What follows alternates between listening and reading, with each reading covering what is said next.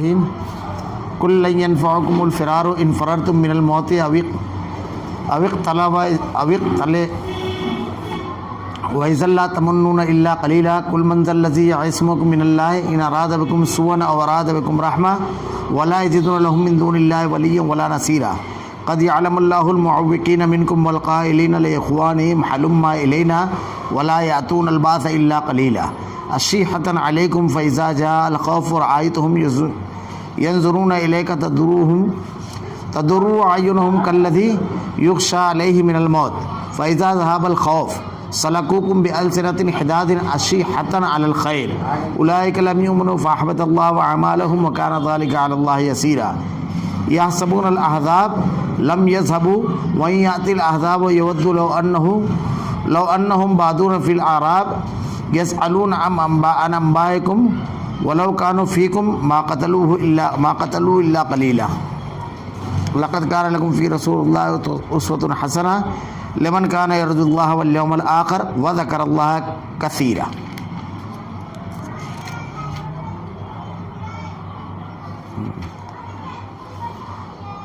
کہہ دیجئے کہ گو تم موت سے یا خوف قتل سے بھاگو تو یہ بھاگنا تمہیں کچھ بھی کام نہ آئے گا اور اس وقت تم بہت ہی کم فائدہ اٹھاؤ گے. پوچھئے تو کہ اگر اللہ تمہیں برائی پہنچانا چاہے یا تم پر کوئی فضل کرنا چاہے تو کون ہے جو تمہیں بچا سکے یا تم سے روک سکے؟ اپنے لیے بجز اللہ کے نہ کوئی حمایتی پائیں گے نہ مددگار. اللہ تم میں سے انہیں بخوبی جانتا ہے جو دوسروں کو روکتے ہیں اور اپنے بھائی بندوں سے کہتے ہیں کہ ہمارے پاس چلے آؤ اور کبھی ہی لڑائی میں آ جاتے ہیں. تمہاری مدد میں پورے بخیل ہیں. پھر جب خوف اور دہشت کا موقع آ جائے تو آپ انہیں دیکھیں گے کہ آپ کی طرف نظریں جما دیتے ہیں اور ان کی آنکھیں اس طرح گھومتی ہیں جیسے اس شخص کی جس پر موت کی غشی طاری ہوئی. پھر جب خوف جاتا رہتا ہے تو تم پر اپنی تیز زبانوں سے بڑی باتیں بناتے ہیں. مال کے بڑے ہی حریص ہیں. یہ ایمان لائے ہی نہیں. اللہ ان کے تمام اعمال نابود کر دیے ہیں اور اللہ پر یہ بہت آسان ہے. سمجھتے ہیں کہ اب تک لشکر چلے نہیں گئے. اگر فوجیں آ جائیں تو تمنائیں کرتے ہیں کاش وہ صحرا میں بادیہ نشینوں کے ساتھ ہوتے, تمہاری خبریں دریافت کیا کرتے. اگر وہ تم میں موجود ہوتے تو نہ لڑتے مگر برائے نام. یقیناً تمہارے لیے رسول اللہ صلی اللہ علیہ وسلم میں عمدہ نمونہ ہے ہر اس شخص کے لیے جو اللہ کی اور قیامت کے دن کی توقع رکھتا ہے اور بکثرت اللہ کی یاد کرتا ہے.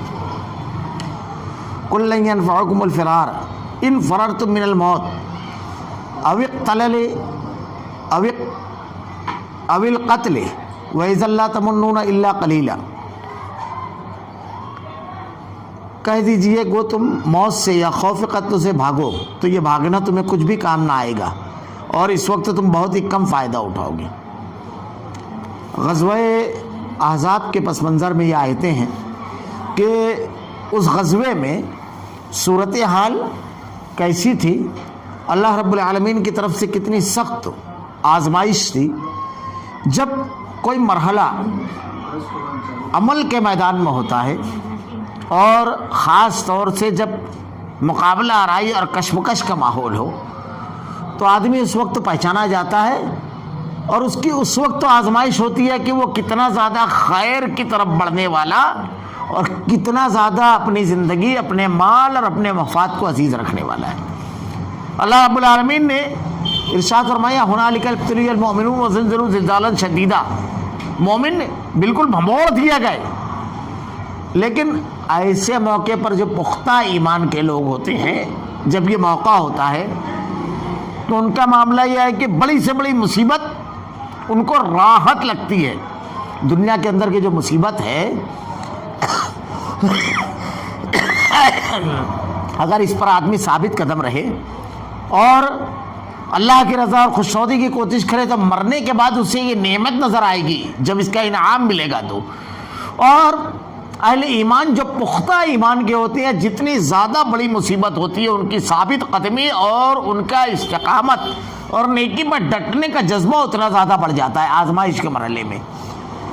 اس کو ایسے سمجھا جا سکتا ہے کہ ان کا معاملہ یہ ہوتا ہے کہ تکلیف پر منہ نہیں بے ٹیڑھا کرتے ہیں. جیسے کڑوی سے کڑوی دوا بھی ایک انتہائی سمجھدار برداشت کرنے والا بردبار آدمی بنا منہ بگاڑے ہوئے پی لیتا ہے، کیونکہ وہ جانتا ہے اس دوا کے استعمال کے بعد مجھ کو فائدہ ہونے والا ہے، بیماری سے میں محفوظ ہو جاؤں گا، وہ یہ جانتا ہے. لیکن کچھ لوگ ایسے ہوتے ہیں جن کے دل میں نفاق ہوتا ہے، تو ان کا کردار کیا ہوتا ہے اللہ رب العالمین نے اس کو یہاں پر بیان فرمایا ہے. یعنی آزمائش، جب کوئی معاملہ ہوتا ہے تو سب کے لیے آزمائش ہوتی ہے، بس آدمی یہ سمجھے کہ یہ آزمائش ہے اور اس آزمائش میں مجھ کو وہ کام کرنا ہے جو اللہ رب العالمین کے بتائے ہوئے ضابطوں کے مطابق ہے. قُلْ لَنْ يَنْفَعَكُمُ الْفِرَارُ إِنْ فَرَرْتُمْ مِنَ الْمَوْتِ أَوِ الْقَتْلِ وَإِذًا لَا تَمُنُّونَ إِلَّا قَلِيلًا. آپ کہہ دیجئے کہ تم موت سے یا خوف قتل سے بھاگو تو یہ بھاگنا تمہیں کچھ کام نہ آئے گا، اس وقت تم بہت ہی کم فائدہ اٹھاؤ گے. یعنی جب جنگ کی بھٹی گرم ہے تو ایسے مرحلے پر موت سے یا قتل کے خوف سے بھاگنا کیسا ہے؟ اگر عقیدہ پختہ ہو، ایمان پختہ ہو، تو مشکل حالات میں آدمی فرار اختیار کرنے کی بجائے، محاذ سے ہٹنے کی بجائے، مشکلات کا مقابلہ کرنے کی بجائے مشکلات کا مقابلہ کرتا ہے اور ڈٹ جاتا ہے اس پر. یعنی فرار نہیں اختیار کرتا ہے، اس لیے کہ کسی بھی مصیبت اور تکلیف کا جو معاملہ ہے اس سے نجات مل سکتی ہے کب؟ جب اللہ رب العالمین چاہے. بڑا مشہور واقعہ ہے، حضرت خالد بن ولید رضی اللہ تعالیٰ عنہ کا جب آخری وقت آیا تو ان کے بدن پر کوئی جگہ نہیں تھی جہاں پر زخم نہ تھا، میدان جنگ میں زخم نہ لگا ہو. آپ کی آنکھیں اشکبار ہو گئی. بالکل آخر وقت جب آیا، کسی نے پوچھا تو آپ نے ارشاد فرمایا کہاں ہیں وہ لوگ جو موت کے خوف سے میدان جنگ سے راہ فرار اختیار کرتے ہیں؟ اللہ رب العالمین کو مجھ کو موت جنگ کے میدان میں نہیں دینا تھی، تلواروں کے سائے میں آپ نے زندگی گزاری، لیکن اللہ رب العالمین کو ان کو محفوظ رکھنا تھا، موت نہیں آئی. موت کا جو وقت متعین ہے اس سے ایک سیکنڈ آگے اور پیچھے نہیں ہو سکتی.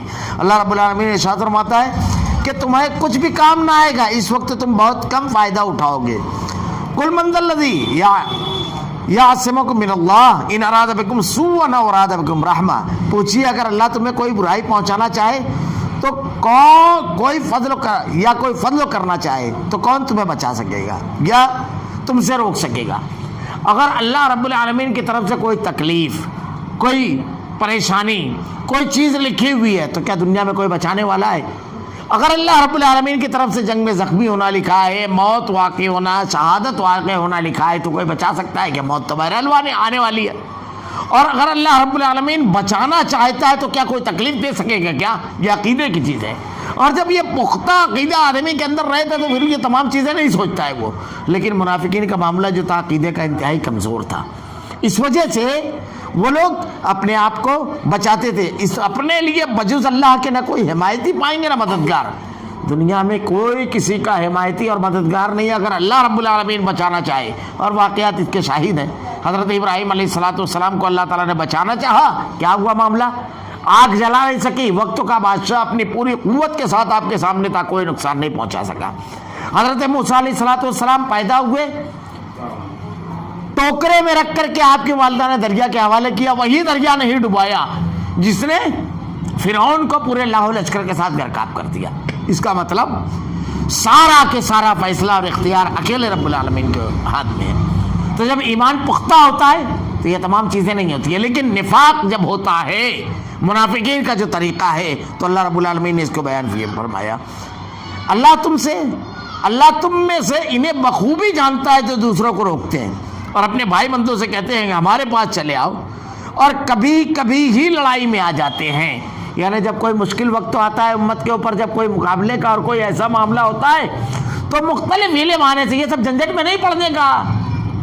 دیکھو تمہارے بیوی بچے ہیں، تمہارے الگ الگ ہیلے بہانے کر کے الگ الگ انداز میں خود نہیں ہٹیں گے، بلکہ خود ہٹیں گے اور دوسروں کی حوصلہ شکنی کر کے ان کو ہٹانے کی کوشش کریں گے. آپ اگر سیرت پڑھیں تو اللہ کے نبی صلی اللہ علیہ وسلم غزوہ احد کے لیے جب نکلے تو منافقین کا سردار عبداللہ بن ابی بن سلول، عبداللہ بن ابی جو تھا، یہ 300 ساتھیوں کے ساتھ شریک تھا.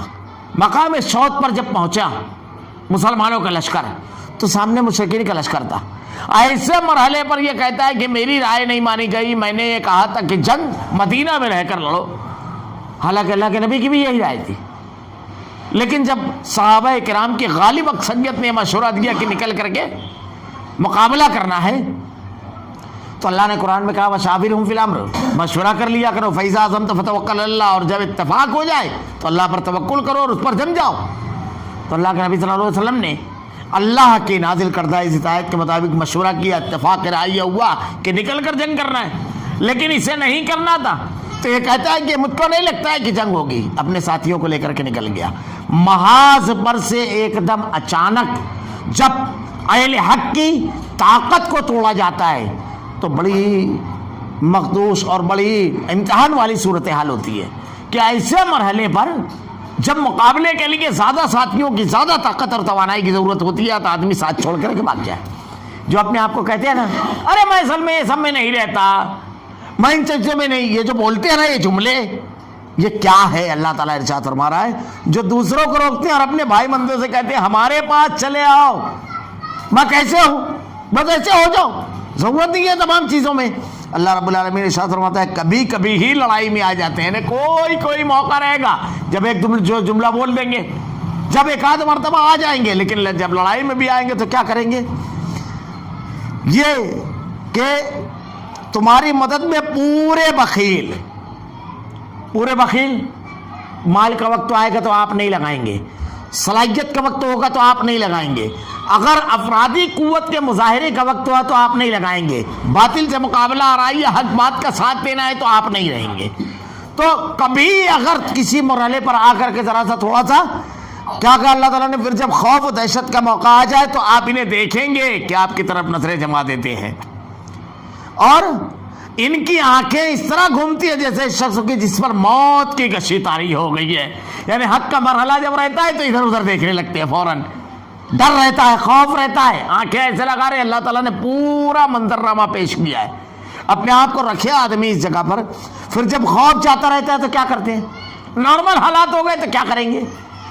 اس کے بعد آئیں گے اپنی تیز زبانوں سے بڑی بڑی باتیں بناتے ہیں، یعنی سب سے آگے بڑھ کر کے بولنے والے رہتے ہیں. ارے میں تھا، میں بولا تھا یہ بات، میں تو یہ چاہتا تھا، میں نے ایسا کیا، اس وقت میں یہ جگہ تھا، میں اگر ہوتا تو یہ کرتا. پھر ہر جگہ ان کی سب سے زیادہ زبان. اللہ کے نبی صحابہ کرام کہتے ہیں کہ ان لوگوں کا معاملہ یہ تھا کہ غزوہ جب ختم ہوتا، جنگ جب ختم ہوتی تو میدان جنگ میں تو ایسا معاملہ تھا کہ اللہ کے راستے میں نکلنے کے لیے مال کی ضرورت پڑتی اور دوسری چیزوں کی ضرورت پڑتی تو بہت کم دیتے، نکلتا نہیں تھا ان سے مال. اور اس کے بعد جب غزوہ ہوتا، جب غزوے پر نکلتے تو کیا صورتحال رہتی، کیا بنتا؟ وہاں پر لڑائی کے وقت وہ بزدلوں کی طرح بالکل پیچھے رہا کرتے تھے، بالکل، یعنی ہمارا نام ہو جائے کہ ہم تھے، لیکن پوری دل جمعی کے ساتھ مقابلہ کرنا، سامنے کا جو لشکر ہے اس کے قدم اکھڑ جائے یہ کوشش کرنا اور حق کو ثابت کرنے کے لیے ساری توانائی لگا دینا. جیسے صحابہ کرام کا معاملہ تھا ویسا ان کا معاملہ نہیں تھا، بلکہ کیسا تھا کہ اپنے آپ کو ظاہر کرتے اور اس کے بعد جب خوف جاتا رہتا تو تم اپنی تیز زبانوں سے بڑی باتیں بناتے ہو. مال کے بڑے ہی حریص، بیت المال سے جب مال تقسیم ہوتا تھا تو اتنا بڑھ کے بولتے تھے کہ زیادہ سے زیادہ ان کو مال غنیمت ملے. اور دنیا کے اندر بھی معاملات جب ہوتے ہیں تو یہ اتنا بڑھ کر کے بولتے ہیں کہ قربانی کے دینے کے موقع پہ یہ نہیں رہیں گے کہیں، دین کے لیے جماعت کے لیے کچھ کرنا ہے یہ نہیں رہیں گے، لیکن اس کے بعد جب تقسیم ہوگی اہمیت کی، افادیت کی، تو یہ چاہیں گے کہ ساری چیزیں انہی کے پاس رہیں. یہ وتیرہ اللہ نے بتایا ان لوگوں کا، یہ طریقہ کار. تو یہ چاہتے تھے کہ زیادہ سے زیادہ بڑھ چڑھ کے کہ میں تو یہ کیا، میں نے ایسا کیا ویسا کیا، بڑھ چڑھ کے بولے تاکہ زیادہ سے زیادہ مال ان کو ملے، زیادہ سے زیادہ. یہ ایمان لا ہی نہیں. اللہ نے ان کے تمام اعمال نابود کر دیے. اور اللہ پر یہ بہت ہی آسان ہے.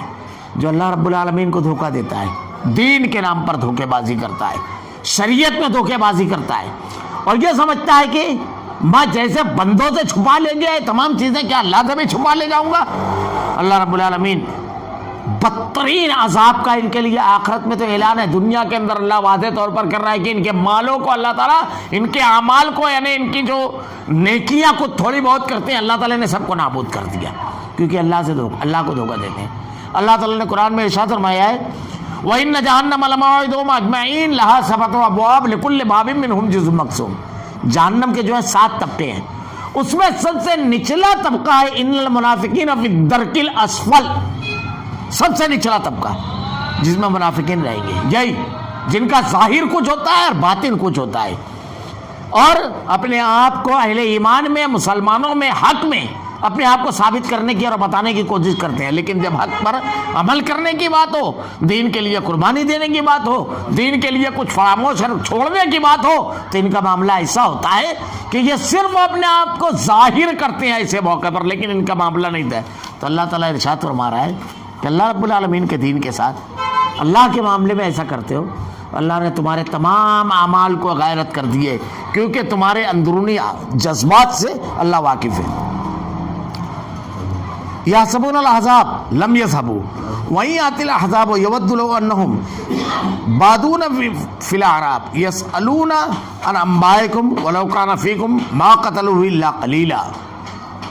سمجھتے ہیں کہ اب تک لشکر چلے نہیں گئے، اور اگر فوجیں آ جائے تو تمنا کرتے ہیں کاش وہ صحرا میں بادیہ نشینوں کے ساتھ ہوتے. یعنی جب اگر ایک دم مجبوری پر مقابلے والا موڑ آ جاتا ہے تو ان کے دل میں یہ خواہش ہوتی ہے کہ محاذ پر نہیں ہوتے، بہت دور اس سے کہیں ہوتے، کاش، یہ ان کی تمنا رہتی ہے. اور تمنا اللہ تعالیٰ نے پیش کی. یہ دیکھیے اللہ رب العالمین دل کے جذبات کو جانتا ہے، آدمی جو کچھ کرتا ہے اللہ رب العالمین ہر چیز سے واقف ہے. تو اللہ رب العالمین ان کے پورے منصوبے کو جو ان کے دل میں پنپتے تھے اللہ تعالیٰ نے بیان کر دیے. تو ہر آدمی کو یہ سوچنا چاہیے کہ جو کچھ وہ پروگرامنگ بنا رہا ہے، جو کچھ وہ منصوبہ بندی کر رہا ہے، لطیف و خبیر رب کے سامنے کھڑے ہونا ہے جو تمام کے تمام چیزوں کو جانتا ہے، بہت باریک بین، بڑا باخبر. اللہ تعالیٰ نے قرآن میں ارشاد فرمایا ہے یا بنی انہا ان تکن مثقال حبۃ من خردل فتکن فی صخرۃ او فی السماوات اور پھر ارضیاتی بھی اللہ ان اللہ لطیف خبیر. اگر کسی ایسے پتھر میں بیٹھ کر کے تم نے کوئی کام کیا ہے جس میں کوئی سوراخ نہیں ہے، تو اللہ قیامت کے روز ذرے کے برابر بھی اگر ہے تو اللہ قیامت کے روز لے آئے گا. اللہ بڑا باریک بین اور بڑا باخبر ہے. بلکہ قیامت کے روز جب آدمی اپنا نامہ اعمال دیکھے گا، ما یلفظ من قول الا لدیہ رقیب عتید، ایک لکھنے والا بیٹھا ہوا ہے، نامہ اعمال جب دیکھے گا تو وہ کہے گا یقول مال ھذا الکتاب لا یغادر صغیرۃ ولا کبیرۃ الا احصاها ووجدوا ما عملوا حاضرا. یہ کیسی کتاب ہے جس نے نہ کوئی چھوٹی بات چھوڑی نہ بڑی، سب اس میں لکھا ہوگا اور آدمی کا اپنا ذاتی ہوگا. اس لیے آدمی سازشی انداز میں لوگوں سے چھپ کر کے جو کام کرتا ہے اس کو سوچنا چاہیے مجھ کو اللہ کو جواب دینا ہے. جو نفاق آدمی کے اندر ہوتا ہے تو اللہ رب العالمین سب کو ظاہر کر دے گا. فوجیں آ جائیں تو تمنا کریں گے کاش وہ صحرا میں بادیہ نشینوں کے ساتھ ہوتے اور تمہاری خبریں دریافت تو کیا کرتے، کیا حال ہے، کیا خبر ہے، کیا چل رہا ہے، یہ پوچھتے لوگوں سے. خود اس آزمائش اور امتحان میں نہیں رہتے. اگر وہ تم میں موجود ہوتے تو نہ لڑتے مگر برائے نام، اور بالفرض اگر ان کی یہ خواہش پوری نہیں ہوئی، مجبوراً اگر ایسا معاملہ آ گیا کہ حق اور باطل میں محاذ آرائی ہو گئی ہے، حق کی طرف رہنا ہے، باطل کی طرف رہنا ہے آپ کو، تو ایسے موقع پر اب ظاہر سی بات ہے کہ اپنے آپ کو مسلمان کہتے ہیں، اپنے آپ کو قرآن و حدیث کا ماننے والا کہتے ہیں، اپنے آپ کو اللہ تعالیٰ کے فرما بردار، رسول کا فرما بردار کہتے ہیں، تو الفاظ میں ایسا ظاہر کریں گے. اللہ تعالیٰ کہتا ہے برائے نام، دل میں نہیں ہے، ان کے دل میں یہ چیز نہیں ہے کہ اللہ کے دین کے غلبے کے لیے سب قربان کر دیا جائے. ورنہ صحابہ کرام کے بارے میں اگر آپ قرآن و حدیث پڑھیں، سیرت کی کتابیں، تاریخ پڑھیں کہ کیسے ان لوگوں نے اللہ کے دین کے لیے قربانی کی. غزوہ احد میں ایک صحابی زخمی ہو گئے، بالکل صرف پورے بدن زخمی تھا. کسی صحابی نے پوچھا کہ کوئی پیغام ہے کیا؟ ارشاد فرمایا، کہتے ہیں کہ دیکھو اللہ اور اس کے رسول کے لیے اپنے آپ کو ذرا سا بھی روکنا نہیں، سب کچھ قربان کر جاؤ ان کے لیے، سب کچھ قربان کر جاؤ. یہ ایک صحابی ام عمارہ بن زید، ان کے بارے میں آتا ہے کہ اتنے زخمی تھے بالکل آخر وقت. تو کسی نے آ کر کے پوچھا کہ کوئی خواہش؟ کہا ہاں اللہ کے نبی سے کچھ کہنا ہے. اللہ کے رسول صلی اللہ علیہ وسلم کو خبر دی گئی. جب آپ آئے پورا بدن زخمی تھا، پورے بدن کو سمیٹ کر کے پوری توانائی اپنے بدن کو گھسیٹ کر اللہ کے نبی کے قریب کیا، سر قدموں کے پاس آیا اور اس کے بعد جان نکل گئی. فزت ورب الکعبہ، ارشاد فرمایا کعبہ کے رب کی قسم میں کامیاب ہو گیا. حضرت انس بن نضر رضی اللہ تعالیٰ عنہ اپنے ساتھیوں سے کہتے ہیں تمہاری آنکھ کی پتلی بھی حرکت کرتی رہی اور اگر اللہ کے نبی کو کچھ ہو گیا تو اللہ کی قسم اللہ کے ہاں تمہارا کوئی عذر قابل قبول نہیں ہوگا. تو ان لوگوں کا معاملہ ایسا تھا, بڑھ کر کے جانے قربان کرنا. یہ صحابی غزوہ احد میں اللہ کے نبی سے کہتے ہیں کہ اللہ کے رسول تیر بڑی تیزی کے ساتھ آ رہے ہیں, آپ حضرت ابو دجانہ آپ سر اٹھا کر دیکھ رہے ہیں. اللہ کے نبی سے کہتے ہیں اللہ کے رسول سر نہ اٹھائیے, مبادا کوئی بھٹکا ہوا تیر آپ کو نہ لگ جائے. پیٹ کیے ہوئے تیر لگ رہا ہے لیکن حرکت نہیں کر رہے ہیں. اللہ کے دین کے لیے اس طرح قربانی دینا بڑھ کر کے. اور ان لوگوں کا معاملہ کھانا پوری کرتے ہیں, برائے نام لڑتے ہیں. اللہ تعالیٰ نے ان کے پورے کردار کو پیش کر دیا. اللہ رب العالمین دلوں کے حال کو جانتا ہے. دین کے معاملے میں ایک آدمی کے لیے سبق اس میں یہ ہے کہ وہ یہ غور کرے کہ اگر وہ پختہ ایمان کے ساتھ اللہ کی رضا اور خوشنودی کے لیے تہے دل سے اگر قربانی دیتا ہے تو اس قربانی کا صلہ دینے والی ذات اس کی پوری حقیقت سے واقف ہے, اس کو ذرا سا بھی کمی نہیں ہوگی, سب کچھ عطا کرے گا.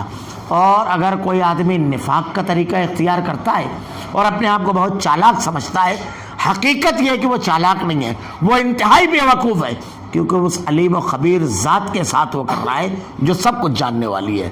اللہ رب العالمین نے دنیا ہی کے اندر بتا دیا ہے تاکہ آدمی اپنے آپ کو تبدیل کر لے. لقد کان لکم فی رسول اللہ اسوۃ حسنہ لمن کان یرجو اللہ والیوم الآخر وذکر اللہ کثیرا.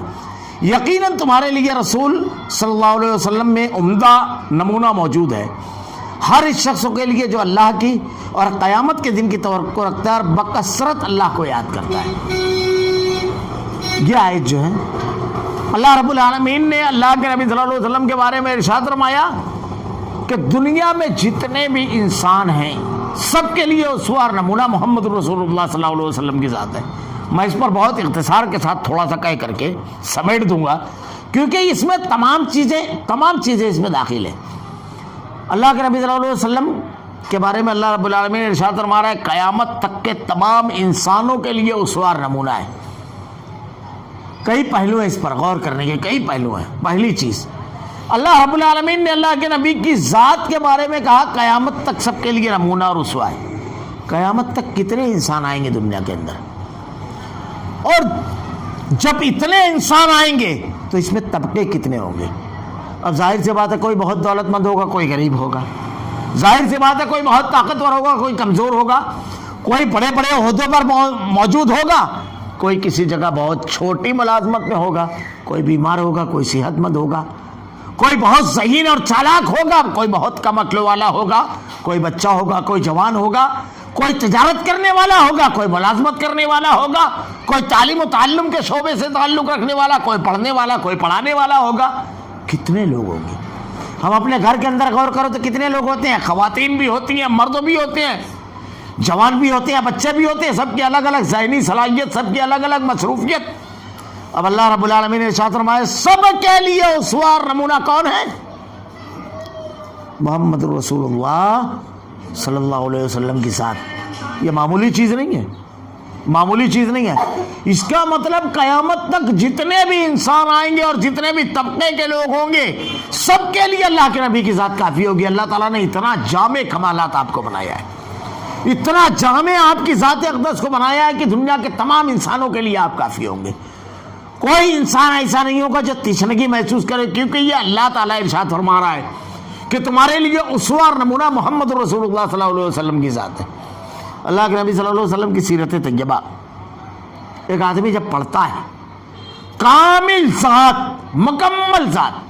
بہت لمبی بات نہ کرتے ہوئے صرف ایک چیز, پچھلے دنوں ایک کتاب آئی مارکیٹ میں, مائیکل ہارٹ نامی آدمی, عیسائی, دنیا کے 100 بڑے آدمیوں کا اس نے تذکرہ کیا ہے 100, اور ان کے بارے میں ترتیب کے ساتھ لکھا. یہ ایسی شخصیات تھی جنہوں نے اپنے وقت میں انقلاب برپا کیا, ایک بڑی آبادی کو متاثر کیا, بڑے بڑے کارنامے ہیں جن کے. ایسے 100 لوگوں کو جمع کیا اس نے. پہلا نمبر اس نے اللہ کے نبی محمد صلی اللہ علیہ وسلم کو دیا. کتاب کو لکھنے والے مصنف سے جب سوال کیا گیا کہ تو عیسائی ہونے کے باوجود پہلا نمبر محمد صلی اللہ علیہ وسلم کو کیوں دیا, تو وہ جواب دیتا ہے میں نے دنیا کی تمام بڑی شخصیات کا مطالعہ کیا, سب کو پڑھا, اتنی کامل ذات مجھ کو کہیں نظر نہیں آئی. زندگی کے کسی بھی شعبے سے آپ کا تعلق ہے، محمد صلی اللہ علیہ وسلم کی سیرت اور آپ کی تعلیمات اٹھا کر دیکھ لیجئے، آپ کو اس میں اسوہ نمونہ، اس میں بہترین ہدایت، رہبری اور رہنمائی ملے گی، بہترین رہبری اور رہنمائی ملے گی، دنیا کی کوئی ذات نہیں ہے ایسی۔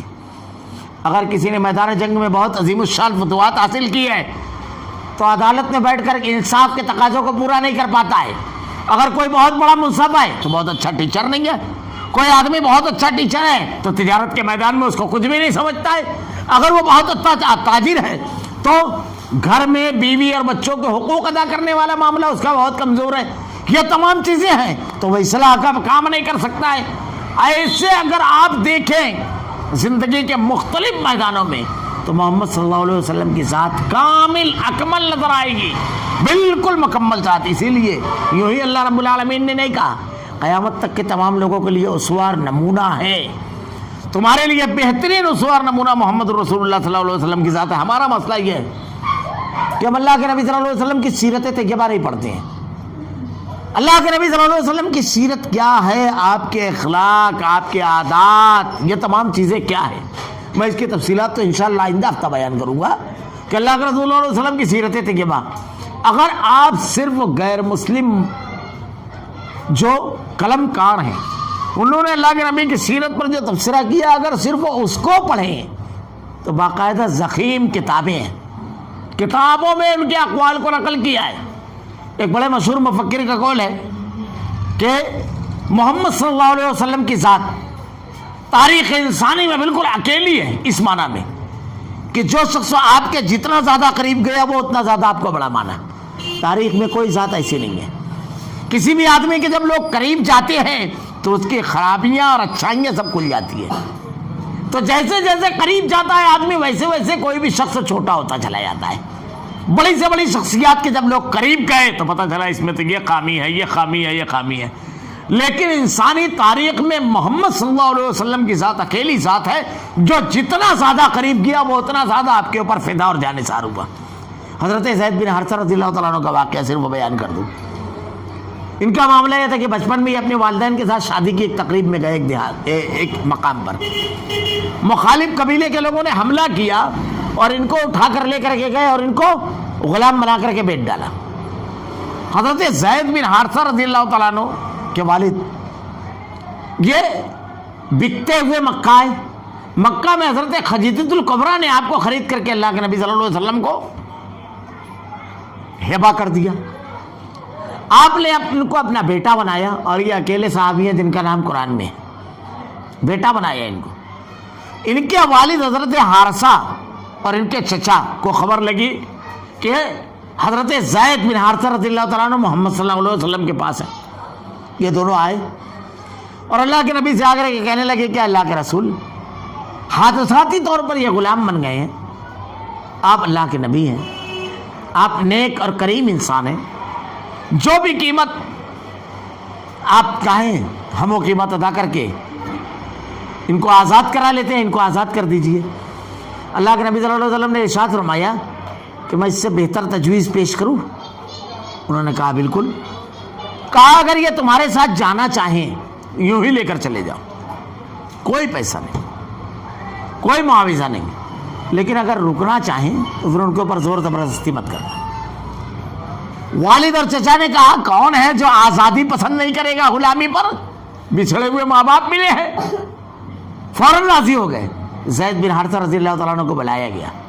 حضرت زید بن حارثہ رضی اللہ تعالیٰ عنہ جب آئے تو اللہ کے نبی صلی اللہ علیہ وسلم نے ان سے کہا کہ ان کو پہچانتے ہو؟ کہا ہاں، یہ میرے والد محترم حضرت حارثہ ہے اور یہ میرے چچا۔ کہا دیکھو یہ کیا کہہ رہے ہیں۔ جو گفتگو اللہ کے نبی صلی اللہ علیہ وسلم اور ان کے درمیان ہوئی تھی انہوں نے پوری گفتگو بیان کر دی کہ بیٹا چلو، یوں ہی آزادی دے رہے ہیں۔ حضرت حارثہ سے حضرت زید رضی اللہ تعالیٰ عنہ نے جملہ کہا اپنے والد سے کہ ابا جان میں آپ کے ساتھ نہیں آ سکتا، میں ایسی آزادی کو قربان کرتا ہوں ایسی غلامی پر جو شفقت، جو محبت، جو اپنائیت، جو کچھ مجھ کو یہاں ملا ہے کہیں نہیں مل سکتا۔ اللہ کے نبی صلی اللہ علیہ وسلم کی خوبی تھی، آپ کے جتنا قریب جو آیا وہ اتنا زیادہ آپ کے اوپر جانثار ہوا۔ دنیا میں کوئی بھی شخص ہو اپنے قریبی لوگوں میں بڑا نہیں ہوتا ہے سوائے محمد صلی اللہ علیہ وسلم کے، تاریخ کی اکیلی ذات ہے۔ مگر صرف یہ تاریخ میں آپ کی جو انفرادیت ہے یہ بتاؤ. اکیلی ذات ہے جن کا پیدائش سے لے کر وفات تک ایک ایک منٹ تاریخ کی مکمل روشنی میں. حضرت عیسیٰ علیہ السلام کے بارے میں انسائکلوپیڈیا برٹانیکا کا مقالہ نگار کہتا ہے کہ زیادہ سے زیادہ آپ کی زندگی کے 38 دن، 34 بعد لوگوں نے لکھا ہے، بعد میں 28، اتنے دن تاریخ کی مکمل روشنی میں حضرت عیسیٰ علیہ السلام کے بارے میں. کوئی بھی آدمی جب بڑا ہوتا ہے تو اس کے بارے میں تاریخ میں آتا ہے، لیکن محمد صلی اللہ علیہ وسلم پیدائش سے لے کر وفات تک پوری زندگی آپ کی مکمل ایک ایک منٹ تاریخ میں موجود ہے. اللہ کے نبی صلی اللہ علیہ وسلم، اللہ کے رسول صلی اللہ علیہ وسلم کے بارے میں ایک بہت مشہور مفکر کا قول ہے کہ بنا وسائل کے اتنی زبردست کامیابی تاریخ میں کسی نے حاصل نہیں کی. ذرا تو سوچو، اللہ کے نبی جب دعوت لے کر اٹھے تو بالکل اکیلے تھے، کوئی آپ کے ساتھ نہیں. آپ کی اہلیہ حضرت خدیجہ الکبریٰ ام المومنین نے اسلام قبول کیا، ابو بکر صدیق رضی اللہ تعالیٰ عنہ. پھر آہستہ آہستہ لوگ بڑھنا شروع ہوئے. مخالفت کا کیسا ماحول تھا، ہر شخص آپ کے خلاف کھڑا ہو گیا. مکہ کے لوگ تو ایسی مخالفت کی تلواریں لے کر کے آپ کے در پر. مدینہ ہجرت کر کے گئے، وہاں پر بھی فوج لے کر کے بار بار پہنچ رہے.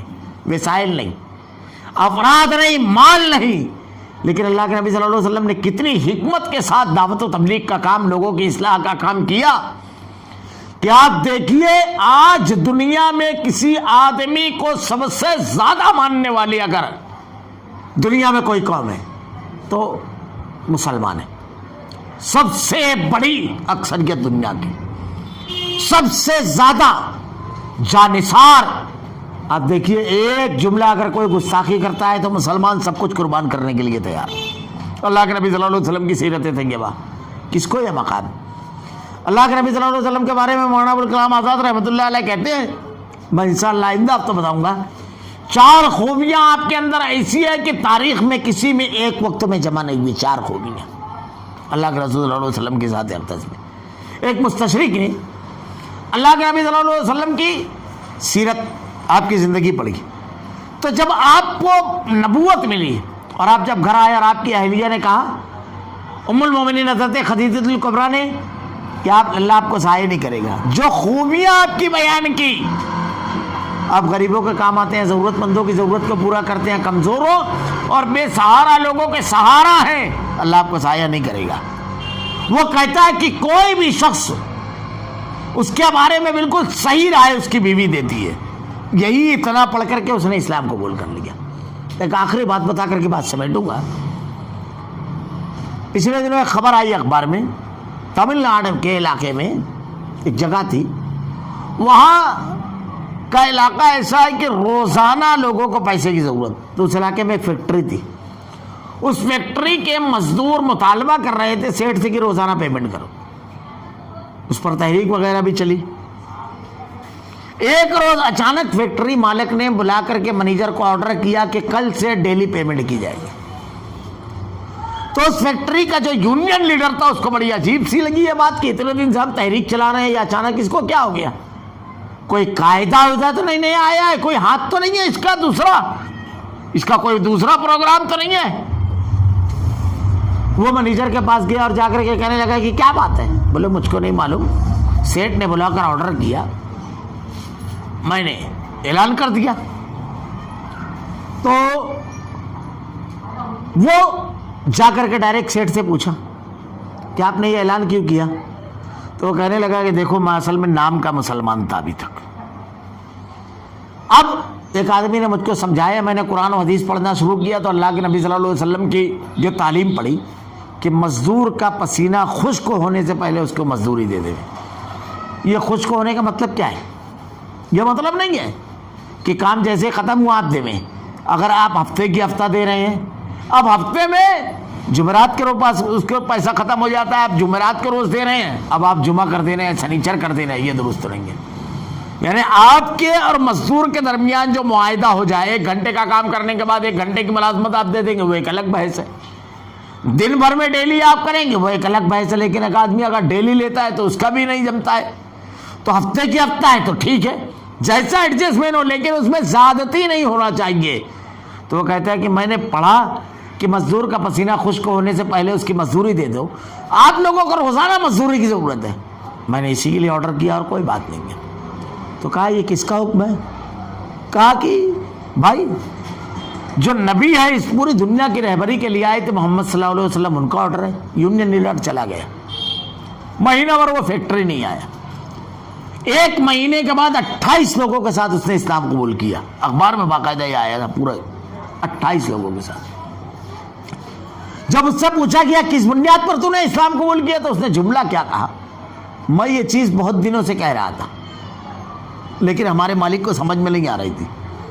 اچانک جب انہوں نے یہ کیا اور آرڈر جاری کیا تو مجھ کو بڑی حیرت ہوئی. میں نے جب جا کر پوچھا تو انہوں نے کہا کہ عرب کے ریگستانوں میں 1400 سال پہلے محمد صلی اللہ علیہ وسلم نام کی ایک ذات پیدا ہوئی جس نے یہ آرڈر کیا. اس کی بنیاد پر اس نے ہم کو ہمارا مطالبہ مان لیا. میں سوچنے لگا کہ 1400 سال پہلے عرب کے ریگستان میں پیدا ہونے والی اس ذات کو جب تمل ناڈو میں رہنے والے ہم مزدوروں کا اتنا خیال ہے تو وہ انسانیت کا کتنا بڑا محسن ہوگا, کتنا بڑا محسن ہوگا. میں نے ان کی سیرت پڑھنا شروع کی اور مہینہ بھر میں اسٹڈی کرتا رہا تو اس نتیجے پر پہنچا کہ کسی کو اسوا, نمونہ, رہبر, رہنما بنانا ہے تو یہی ایک ذات ہے محمد رسول اللہ صلی اللہ علیہ وسلم کی. یہ جو آیت ہے یہ معمولی چیز نہیں ہے. اللہ تعالیٰ نے قیامت تک تمام انسانوں کے لیے کہا لقد کان لکم فی رسول اللہ اسوۃ حسنہ, تمہارے لیے بہترین اسوہ اور نمونہ محمد صلی اللہ علیہ وسلم کی ذات ہے. ہمارا معاملہ کیا ہے؟ ہم علماء کو پڑھتے ہیں, لیڈران کو پڑھتے ہیں, تاریخ میں بڑی شخصیات کو پڑھتے ہیں, ائمہ کو, محدثین کو, لیکن اللہ نے جسے قائد اعظم بنایا ہے, اسوہ اور نمونہ بنایا ہے رب نے, اس کی سیرت کتنی پڑھتے ہیں؟ اللہ کے نبی صلی اللہ علیہ وسلم کی تعلیمات, آپ کی ذہانت, آپ کا اخلاق, آپ کے معاملات, آپ کی قوت فیصلہ, آپ کی گفتگو, انشاءاللہ العزیز اللہ نے اگر توفیق دی تو آئندہ اس ہفتہ اسی ایک آیت پر اللہ نے کہا اسوہ. کیوں؟ آپ کے جیسی کوئی ذات نہیں ہے, بے مثال ذات ہے آپ. اللہ رب العالمین سے دعا ہے کہ رب العالمین ہمیں قرآن پر عمل کرنے کی توفیق دے. رب العالمین نفاق جس کا تذکرہ کیا ہے رب العالمین الہ العالمین ہماری حفاظت فرما اس سے. رب العالمین ایمان میں پختگی دے. رب العالمین رب العالمین دین کے معاملے میں تساہلی اور غفلت اور دین پر عمل اور قربانی, رب العالمین ان تمام چیزوں کو رب العالمین قربانی دینے کی, جو نہ دینے کی خرابیاں ہیں, ان تمام چیزوں سے ہماری حفاظت فرما. الہ العالمین تیرے نبی کی ذات کو اسوہ نمونہ بنانے کی توفیق دے. اللہ تیرے کلام کی آیتیں اور تیرے نبی کی احادیث کو ہمارا کردار و عمل بنا دے. ہمارا خاتمہ ایمان پر فرما. ربنا لا تزغ قلوبنا بعد إذ هديتنا وهب لنا من لدنك رحمة إنك أنت الوهاب. سبحانك اللهم وبحمدك أشهد أن لا إله إلا أنت أستغفرك وأتوب إليك.